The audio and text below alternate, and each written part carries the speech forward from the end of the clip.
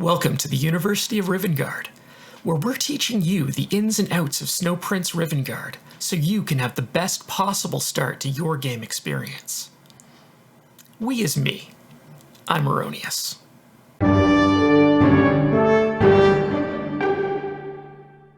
Alright, so let's talk about the different ways that you can play Rivengard. If you haven't watched the orientation to find your way around, you should probably do that. Right now we're going to focus in on the battle tab, where you have that crossed sword down at the bottom there. That's going to be all the ways that you're actually getting into the game to go. In the top you've got the campaign. This is the ordinary campaign progression that you started when you did the tutorial. And you can work your way through all these different chapters. The idea is that you're working in, you're doing better and better at these missions until you get more stars. More stars you get unlocks more chests. As you finish each section, there you go. You can see I've finished off 3-starred everything on this part of chapter 3, but on the next one I haven't gotten there yet.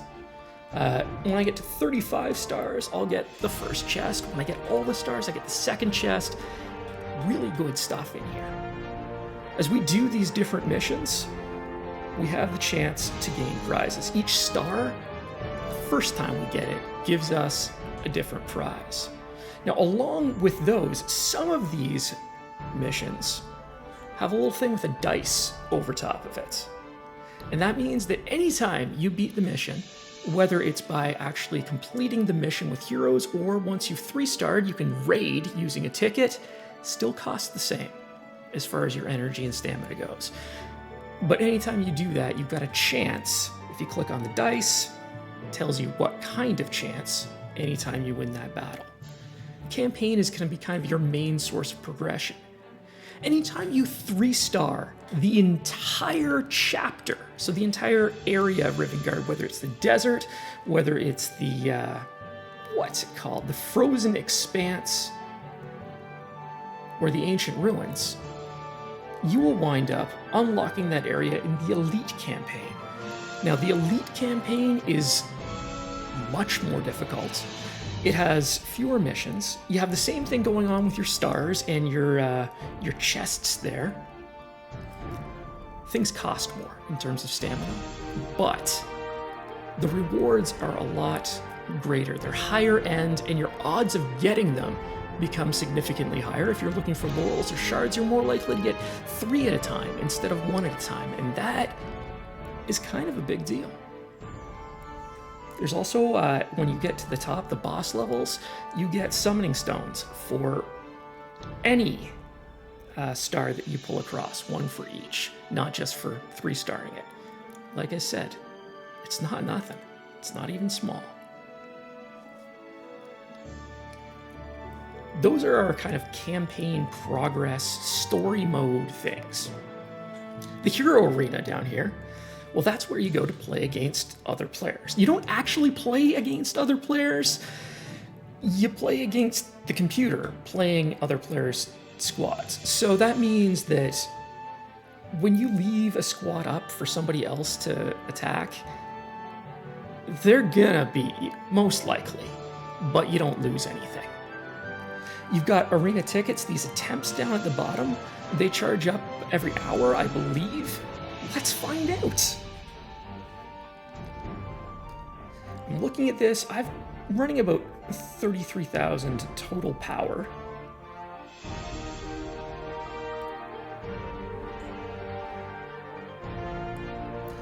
So if I try and attack this 40,000 power dude, or down here this 53,000 power dude, I'm probably going to lose. Their heroes are better than mine. So I'm going to take a stab at the middle guy. Now, because of where we're all ranked, all of those guys will give me the same amount of boost in my standing. So I click go. It shows me their lineup, the amount of points that I get for victory, the amount of attempts I have left. Here we go.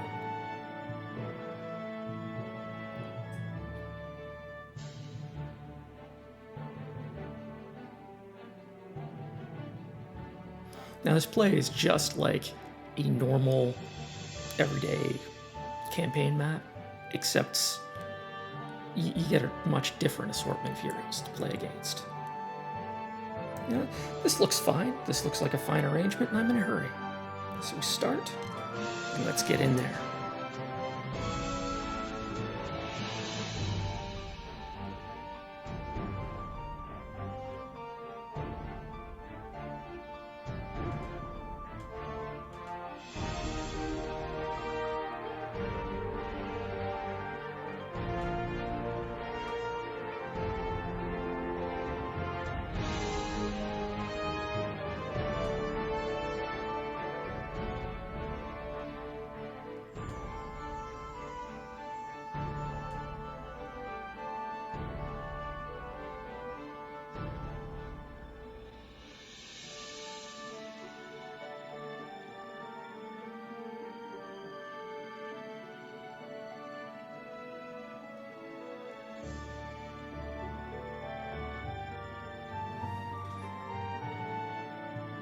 All right, so I pick up the win, it carries me back through. Now there's an hour and 13 minutes left on my ticket regeneration. I can blow through all 15 of these, and they will regenerate one at a time. That's how many you get to play with, win or lose. You can refresh your opponents for a single gem, and these ones are obviously all a lot better for me than the last one. If we go back, we've got guild raids. Your guild raids let you fight a boss monster with your guild. These dragons will take all of your guild to take down. They're hard, they're tough, and they will eat you for dinner because you taste good with ketchup. If you click through on Fight Boss, it takes you in here. You can throw a bomb at them. It just does a little bit of damage. You get a bomb about every 18 hours. They do not accumulate. Once they're sitting there, they are there. You throw them, that's when your countdown starts. You battle by using one of your raid tickets, and those regenerate about once every 12 hours. It'll show your top contributors for your guild, the different traits and abilities that the dragon you are facing this time have, how much health that you got left there. I'd show you the way around, but, well, obviously I've burned all my tickets right now. But it's an interesting game mode. I'll probably do a video with good advice on how to take your dragons on later. Beneath guild raids, you've got Treasure Beach. Treasure Beach is a pretty good source of gold and items, and you'll work your way through these different encounters in the different areas.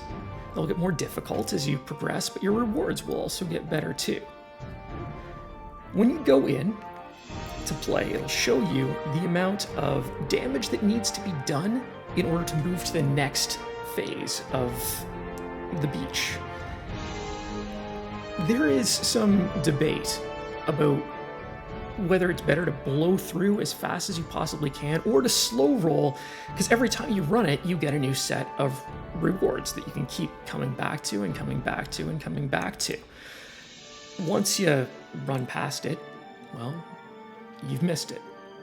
So blowing through gets you more powerful more quickly. Slow rolling it will, in the long run, do more for you. Once again, this is a 12-hour ticket refresh.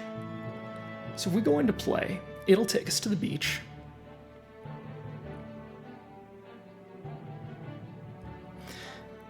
And which beach it is will determine how many characters, how many heroes you get to bring in. You choose your heroes that you want to take with you, and you go. There's different layouts on different beaches. You get these things that can, these barrels that can explode. It'll throw up tadpole eggs like Gix or Dorga tosses, and they'll develop in just the same way. There's chests that give different items, different things might give gold. If you click on them, it's being cut off a little bit at the top of the screen, but you can see that this one could drop gold or different kinds of items. It also shows you the amount of armor and the amount of health they'll take to break. You attack them, just like you'd attack an enemy.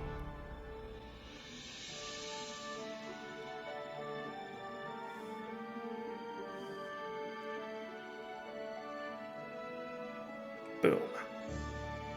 Now, if there'd been anything standing around that, that would have hit every adjacent spot.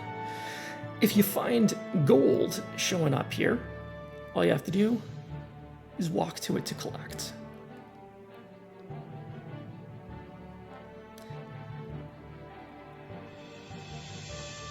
There you go. Now, if you step on these spiky looking things, they will do damage to you.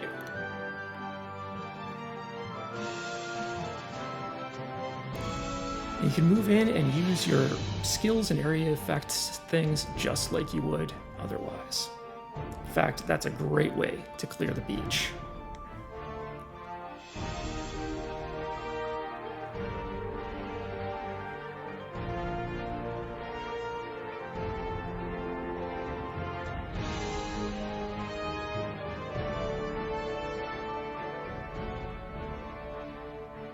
Some of these things are really tough. Some of them can only be opened by critical hits. And at the end, you get to your last turn, that's it. There's nothing more after that. Anything you have not collected by now, you're not gonna get. So if you're stage rushing, now's a great time to save up an area of effect thing just to clear the board.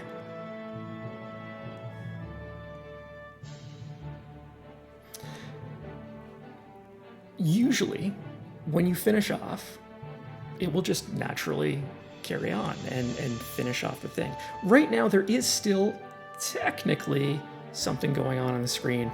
There is those spiky things over on the side. I could end this either by walking onto them, and that's the last thing that could happen, or I could just tap again to end my turn. I'll show you the amount of damage that you did and all the different things you collected from that run. The last game mode that you can wind up playing is Onslaught. Onslaught is kind of like Treasure Beach in that there are all sorts of different waves that come in. However, the rewards are relatively fixed. Onslaught's going to become your main source probably of essences, of divine orbs, of hero badges, and as you finish each wave, it will qualify you for a prize. Now here, in Dreamdew Ruins, I can use heroes that have at least a power of 250. Any hero that doesn't have a power of 250 won't show up as an option. As you can see, Encounter 5 has not gone well for me.